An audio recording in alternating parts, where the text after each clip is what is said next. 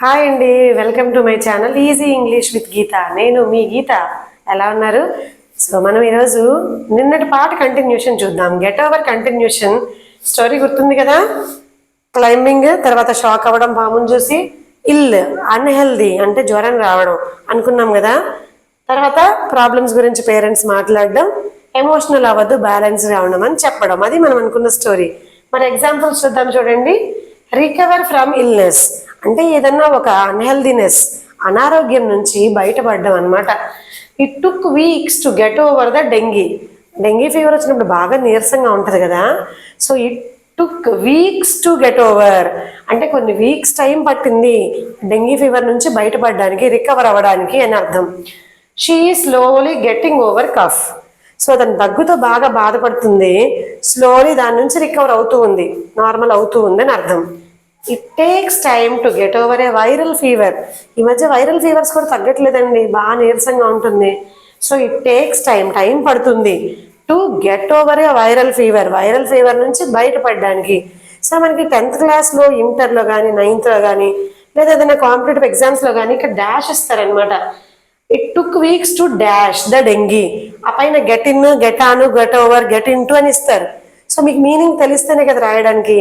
కాబట్టి ఈ స్టోరీ గుర్తుపెట్టుకోండి, మీనింగ్ తెలుస్తుంది, ఈజీగా ఉంటుంది. మరి నెక్స్ట్ వన్ చూసేద్దాం. లైక్, షేర్ అండ్ సబ్స్క్రైబ్ మాత్రం మర్చిపోకండి. ఓవర్కమ్ ప్రాబ్లమ్స్ అనేవి కామన్ కదా. Problems are part of life, overcoming them is the art of life కదా. ప్రాబ్లమ్స్ అనేవి కామన్, హర్డిల్స్, డిఫికల్టీస్, హార్డ్షిప్స్ అన్నీ కష్టాలేనండి. మనిషి అన్నా కష్టాలు రాకుండా ఉంటాయా? మనిషి రాత ఎవరికి వస్తాయి? సో వాటిని ఓవర్కమ్ చేయడానికి అలాంటి సందర్భంలో మనం దీన్ని వాడతాం. దేన్ని? Get over. So she got over the fear of speaking English. ఈ మాట మీరు చెప్పాలని నేను వెయిట్ చేస్తున్నా. మేడం మీ ఛానల్ చూసాం, we got over the fear అని చెప్తారని చూస్తున్నానండి. మరి ఎంతమంది ఇది ప్రాక్టికల్గా అప్లై చేస్తున్నారో నాకు తెలియదు. మరి నా వంతు ప్రయత్నం నేను చేస్తున్నా. I tried my level best and I'm trying also. So she got over the fear of speaking English అంటే ఇంగ్లీష్ మాట్లాడడం అనే భయం నుంచి ఆవిడ బయటపడిందని ఆ ప్రాబ్లం నుంచి. ఎలాగా? నేర్చుకోవడం ద్వారా. She struggling to get over his fear of heights. So ఆవిడకి ఎత్తు ఎక్కడం అంటే చెట్లు ఎక్కడం అవ్వచ్చు, కొండలు అవ్వచ్చు, బిల్డింగ్స్ పైన అవ్వచ్చు. హైట్స్ అంటే బాగా భయం. సో హైట్స్ ఎక్కడంటే భయం. ఆ భయం పోగొట్టుకోవడానికి ఆవిడ స్ట్రగుల్ అవుతూ ఉంది అంటే దాని నుంచి బయటికి రావడానికి ట్రై చేస్తూ ఉంది అని చెప్పడం. Get over your fear and try driving. కొంతమంది కొత్తగా స్కూటీ నడిపేటప్పుడు, బైక్ నడిపేటప్పుడు భయపడిపోతుంటారు. మనం పట్టుకుంటేనే నడుపుతారు, వదిలేస్తే ఇంకంతే. సో వాళ్ళకి ధైర్యం చెప్తున్నప్పుడు get over your fear. So భయం నుంచి బయటకు వచ్చి ఓవర్కమ్ చేయదాన్ని. అండ్ ట్రై డ్రైవింగ్ ట్రై చేయి అని చెప్పడానికి వాడతాం. అంటే ఏదైనా ప్రాబ్లం నుంచి బయటికి రా, బయటకు వస్తున్నావు, బయటకు వచ్చావు అలా చెప్పడానికి మనం ఈ ఓవర్కమ్ ప్రాబ్లమ్స్ అనే ఉద్దేశంలో గెట్ ఓవర్ని వాడచ్చు. మరి ఇక last and final emotional. So ఎప్పుడు ఎమోషనల్ అవ్వకూడదండి. ఎమోషనల్ అయితే చాలా హెల్త్ ఇష్యూస్ వస్తాయి.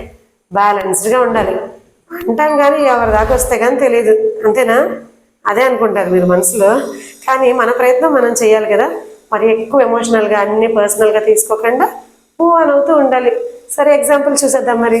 సో మూవ్ ఆన్ ఎమోషనల్లీ అంటే ఈ ఎమోషన్స్ని కొంచెం కంట్రోల్ చేసుకొని మన రెగ్యులర్ రొటీన్ లైఫ్లోకి మూవ్ అవ్వమని చెప్పడం అనమాట. ఎమోషనల్గా ఉండకుండా మనం కొంచెం మూవ్ ఆన్ అయిపోవాలి అనేసి. సో చూడండి, he finally got over his breakup. ఏంటి మేడం ఇలాంటివి చెప్తున్నారు?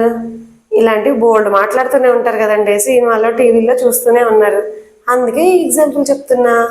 సో తను ఫైనల్గా బ్రేకప్ నుంచి బయటపడ్డాడు, మూవ్ అయిపోతున్నాడు అని అర్థం. Next, she still upset, tell her to get over it. ఏంటమ్మా అమ్మాయి ఇంకా అప్సెట్గానే ఉంది, ఎంత టైం అయినా చెప్పండి అమ్మాయికి బయటికి రమ్మని అందులోంచి. Tell her to get over it, ఆ మూడ్లోంచి బయటికి రమ్మని చెప్పండి. అలా చెప్పేటప్పుడు వాడచ్చు.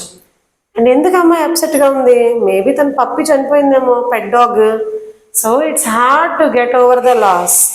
సో తను పోగొట్టుకున్న దానిలోంచి బయటికి రావడం చాలా కష్టం, టైం పడుతుంది కొంచెం. అంటే ఎమోషనల్గా మూవ్ అవుతున్నప్పుడు అంటే ఎమోషనల్గా ఉన్నప్పుడు మూవ్ ఆన్ అయిపోండి అని చెప్పే ఉద్దేశంలో మనం ఈ గెట్ ఓవర్ని వాడచ్చు అనమాట. సో అర్థమైంది కదా. సో మనం క్లైమ్ తీసుకున్నాం, షాక్ తీసుకున్నాం, ఏదైనా ఎక్కేటప్పుడు, అలాగే షాక్ ఆర్ సర్ప్రైజ్, అలాగే unhealthy position, facing problems and move on emotionally. చూసారా ఈజీగా మీరు చిన్న స్టోరీ గుర్తుపెట్టేసుకున్నారనుకోండి, నేను ఫస్ట్లో చెప్పాను కదా, సో ఈజీగా చేసేయచ్చు. సరే కానీ ఇంతకీ మరి మీరేం డెసిషన్ తీసుకున్నారు, దేని గురించి అంటారా? అదేనండి, సో మీకు తెలిసిన వాళ్ళకి ఈ ఛానల్ గురించి చెప్పడం, అలాగే షేర్ చేయాలి, కామెంట్ చేయాలి అండ్ బెల్ ఐకాన్ని క్లిక్ చేయండి. అప్పుడే మీకు అప్డేట్స్ వస్తూ ఉంటాయి. చెప్పాను కదా, నేను ప్లేలిస్ట్ ఒకటి సెపరేట్గా ఉంటుంది, మీకు ఏది కావాలనుకుంటే అది చూసుకోవచ్చు. అవును, మీ పిల్లలు హ్యాంగ్మెన్ ఆడుతున్నారా? మా స్టూడెంట్స్ అయితే సూపర్ బుర్ర తినేస్తున్నారు, మేడం హ్యాంగ్మెన్ అని. అంతేకాదండి, యానాగ్రామ్ ఉంది కదా, యానాగ్రామ్ కూడా సూపర్గా ట్రై చేస్తున్నారు. హాలిడేస్లో ఇంత లిస్ట్ చేసుకొని వచ్చారు. సో పిల్లలకి అంటే బ్రెయిన్ వాడుతూ ఉంటేనే షార్ప్ అవుతూ ఉంటుందన్నమాట. మీరు దాన్ని షార్ప్ చేయాలంటే కొత్తగా వాళ్ళకి ఇలాంటివన్నీ చెప్తూ ఉండాలి. సో మీరు నేర్చుకోండి, వాళ్ళు ఎడ్యుకేట్ చేయండి. అలాగే స్టూడెంట్స్ మీరు చూస్తున్నారనుకోండి, ఇవి మీకు చాలా ఈజీగా వచ్చేస్తాయి. సో బాగా యూస్ఫుల్గా ఉంటాయి కాబట్టి తప్పకుండా ఈ చిన్న స్టోరీని మీరు నోట్ చేసుకున్నా సరిపోతుంది. అంటే ఒక్కొక్క ఫ్రేజల్ వరకు ఒక్కొక్క స్టోరీ చెప్పాను కదా, ఆ స్టోరీ ఒకటి గుర్తుపెట్టేసుకుంటే యూసేజ్ మీకు వచ్చేస్తుంది. సో మరి ఇంకో ఫ్రేజల్ వర్క్తో మళ్ళీ కలుద్దాం. Until then